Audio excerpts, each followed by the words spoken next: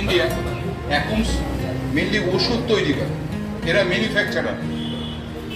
যেই আমরা লুপিন ধরুন, গ্লেনমার্ক, তারপরে আরও যে যে কোম্পানিগুলো আছে, এরা কিন্তু মার্কেটিং করে।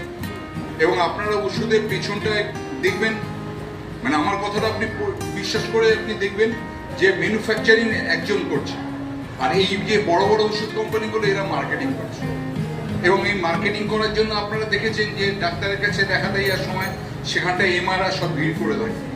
এবং সত্যি কথা বলতে গেলে কি, এবং এই ডাক্তারবাবুরা হলো সমাজের সব থেকে প্রথম শ্রেণীর মানুষ।